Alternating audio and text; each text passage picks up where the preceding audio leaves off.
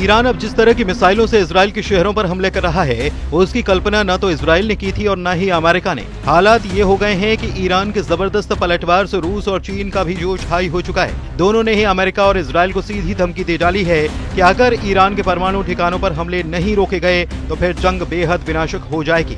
इस वक्त पूरे इजराइल में गाजा जैसी तस्वीरें दिखाई देने लगी हैं। ये कहना गलत नहीं होगा।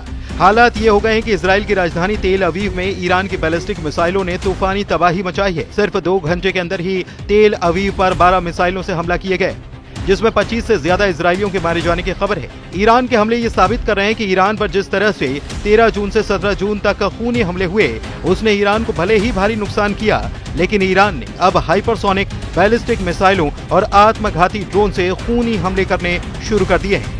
और इस वक्त की सबसे हैरान करने वाली खबर यह है कि अमेरिका और इजराइल मिलकर 180 जेट से ईरान पर हमला करने जा रहे हैं, जबकि अमेरिका और इजराइल के लिए सबसे बड़ी चुनौती ईरान का फोर्दो परमाणु ठिकाना साबित हो रहा है, जो जमीन में इतनी गहराई में है जिससे 30,000 पाउंड का बंकर बस्टर बम भी आसानी से तबाह नहीं कर पाएगा।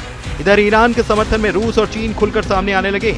पुतिन ने 2 चूक कह दिया है कि इजराइल के हमलों से ईरान के भूमिगत परमाणु अड्डों को नुकसान नहीं हुआ है। वहीं ट्रंप ने ऐलान किया है कि जब तक खामनेई को नहीं मारा जाएगा तब तक इजराइल हमले करता रहेगा। इजरायली हमले बेशक ईरान के लिए काल साबित हो रहे हों, लेकिन ऐसा बिल्कुल भी नहीं लग रहा कि ईरान के 20 टॉप कमांडर, 4 टॉप परमाणु वैज्ञानिकों के मरने के बावजूद ईरान के तेवर ढीले पड़े। पिछले 8 घंटे में इजराइल ने ईरान में अराक हैवी वाटर रिएक्टर पर हमला कर दिया। कुछ घंटे पहले ही इजरायली सेना यानी कि आईडीएफ ने अराक और खुंदाब शहर के लोगों को इलाका खाली करने की चेतावनी दी थी। अराक में हैवी वाटर रिएक्टर है। ये फैसिलिटी ईरान के न्यूक्लियर प्रोग्राम का एक अहम हिस्सा है। इसके साथ ही अराक में बड़े पैमाने पर हथियारों का उत्पादन होता है, जिसे इजराइल ने 40 जेट के हमलों से तबाह करने की कोशिश की है। अभी तक ईरान के नातांज परमाणु ठिकाने को तबाह करने का दावा किया गया है, लेकिन अचानक ईरान के समर्थन में रूस और चीन ने बयान देना शुरू कर दिया। रूस के राष्ट्रपति पुतिन ने डंके की चोट पर कहा कि ईरान के जिन परमाणु ठिकानों पर इजराइल ने जेट और मिसाइलों से हमले किए, उससे ईरान के भूमिगत परमाणु ठिकानों को नुकसान नहीं हुआ। यानी कि रूसी राष्ट्रपति पुतिन अपने बयान से पूरी दुनिया को ये बता चुके हैं कि ईरान के भूमिगत परमाणु ठिकाने सुरक्षित हैं और इजराइल के हमले नाकाम साबित हो रहे हैं। यही कारण है कि राष्ट्रपति ट्रंप ईरान पर हमला करने से पहले 100 बार सोच रहे हैं। ट्रंप ने ईरान पर हमला करने के प्लान को मंजूरी तो दे दी, लेकिन उन्हें यकीन नहीं हो रहा कि अमेरिका और इजराइल मिलकर ईरान के फोर्डो परमाणु ठिकाने को तबाह कर पाएंगे, जो पहाड़ों के बीच में जमीन में सैकड़ों मीटर नीचे मौजूद है। अमेरिका को लगता है कि 30,000 पाउंड का बंकर बस्टर बम भी ईरान के भूमिगत फोर्डो परमाणु ठिकाने को तबाह नहीं कर पाएगा। एक्सियोस की रिपोर्ट के मुताबिक अमेरिकी राष्ट्रपति डोनाल्ड ट्रंप ने अपने सैन्य सलाहकारों से पूछा है कि क्या 30,000 पाउंड के बम ईरान के फोर्डो परमाणु संयंत्र को नष्ट कर पाएंगे। बंकर बस्टर बम, जिन्हें मैसिव ऑर्डिनेंस पेनेट्रेटर के नाम से भी जाना जाता है, अमेरिकी शस्त्रागार में, लेकिन इजराइल के पास बमों को तैनात करने के लिए आवश्यक हथियार या बम वशक नहीं है। फोर्डो को इतनी गहराई पर जमीन के अंदर दफनाया गया कि माना जाता है कि ये इजरायली हवाई हथियारों की पहुंच से बाहर है। पेंटागन के अधिकारियों ने ट्रंप को बताया कि उनका मानना है कि बम फोर्डो के खिलाफ काम कर सकते हैं। हालांकि अभी तक ये साफ नहीं है कि ट्रंप इस बात को लेकर आश्वस्त हैं या नहीं। एक्सियोस की रिपोर्ट के मुताबिक 30,000 पाउंड के बमों का इस्तेमाल कभी भी वास्तविक युद्ध में नहीं किया गया, केवल परीक्षणों में किया गया। इजरायलियों ने अमेरिकी अधिकारियों से कहा है कि भले ही वे बमों से फोर्डो को नष्ट नहीं कर सकते, लेकिन वे ईरान को मिट्टी में मिला सकते हैं। उधर अमेरिका के राष्ट्रपति ट्रंप का दावा है कि उनकी वॉर रूम में मीटिंग हुई है। कुछ लोग इसे सिचुएशन रूम कहते हैं। हम लोग ये देख रहे हैं और समझ रहे हैं कि हम इसके बीच में, ये खतरनाक हालात है और मुझे इसे देखना पसंद नहीं है। मुझे इतनी सारी मौतें और विनाश देखना पसंद नहीं है। मौत यही वो चीज है जिसे मैं देखना पसंद नहीं करता। ईरानी समाचार एजेंसी इरना के मुताबिक सुबह हुई बमबारी में ईरान का मकसद आईडीएफ खुफिया हेडक्वार्टर और सोरोका अस्पताल के पास बने एक बेस को निशाना बनाना था। इसीलिए इजराइल के सोरोका अस्पताल पर ईरान ने हमला किया। ईरान ने सेंट्रल इजराइल में स्थित स्टॉक एक्सचेंज बिल्डिंग पर भी मिसाइल से हमला किया।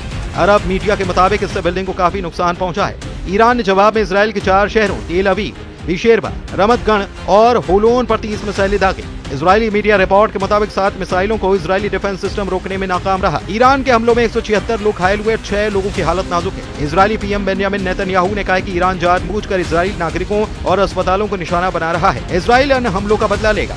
ईरान और इजराइल के बीच जंग 7वें दिन में पहुंच गई। अब तक इजराइल के 25 लोग मारे गए हैं, तो वॉशिंगटन स्थित एक ह्यूमन राइट्स ग्रुप ने दावा किया कि ईरान में मौत का आंकड़ा अब 639 हो चुका है और 1329 लोग घायल हुए हैं। इधर ईरान और इजराइल की भीषण जंग ने दुनिया को बांटना शुरू कर दिया है। रूस, चीन और तुर्की ने इजराइल का खुलकर विरोध करना शुरू किया है और साफ चेतावनी इजराइल और अमेरिका को दी है कि ईरान पर हमले बंद करो, वरना अंजाम बुरा हो सकता है। ईरान में अयतुल्ला अली खामनेई की सत्ता रूस के लिए बहुत अहम है। एक्सपर्ट बताते हैं कि ईरान की बर्बादी रूसी राष्ट्रपति व्लादिमीर पुतिन के लिए न सिर्फ सामरिक झटका होगी, बल्कि उनकी इज्जत पर एक बदनुमा दाग भी लगा देगी।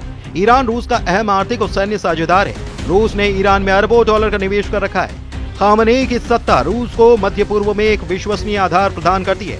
अमेरिका और उसके सहयोगियों के खिलाफ दोनों ने साझा मोर्चा बना रखा है। खामनेई का शासन रूस की भूमिगत राजनीति और आर्थिक रणनीति का एक महत्वपूर्ण हिस्सा है। ईरान का अगर पतन होता है तो रूस के लिए यह सीरिया से भी बड़ा झटका होगा। इधर ईरान के परमाणु बम पर हैरान करने वाला दावा अंतर्राष्ट्रीय परमाणु ऊर्जा एजेंसी ने किया है। IAEA ने 19 जून को कहा कि ईरान परमाणु हथियार बनाने की कोशिश कर रहा है। इसका कोई सबूत नहीं मिला है। IAEA के डायरेक्टर राफेल ग्रॉसी ने अल जजीरा को इंटरव्यू में ये ताजे दावे किए। ऐसे हालात में सवाल यह है कि अमेरिका की शह पर इजराइल ईरान पर खूनी हमले क्यों कर रहा है। इधर रूस ने ईरान और इजराइल जंग में अमेरिका की दखलंदाजी को लेकर चेतावनी जारी कर दी है। रूसी समाचार एजेंसी इंटरफैक्स के मुताबिक क्रेमलिन के प्रवक्ता दिमित्री पेस्कोव ने कहा है कि अगर अमेरिका ईरान और इजराइल के बीच चल रहे संघर्ष में दखल देगा तो इससे हालात और ज्यादा बिगड़ सकते हैं और तनाव खतरनाक स्तर पर पहुंच सकता है। इधर ईरान हमलों से तिल मिलाए इजराइल के रक्षा मंत्री इजराइल काट्स ने ईरान के सुप्रीम लीडर को मॉडर्न हिटलर कहा और कहा कि अब उनका अस्तित्व नहीं रह सकता। इजरायली सेना का लक्ष्य है कि वो इंसान अब नहीं बचना चाहिए और उसका अस्तित्व खत्म होना चाहिए। इजराइल काट्स ने कहा कि खामनेई जैसे तानाशाह जो ईरान जैसे देश का नेतृत्व करते हैं और जिन्होंने इजराइल के विनाश को अपना लक्ष्य बना रखा है, उसे इजराइल को खत्म करने के इस भयानक लक्ष्य को जारी रखने या पूरा होने की अनुमति नहीं दी जा सकती।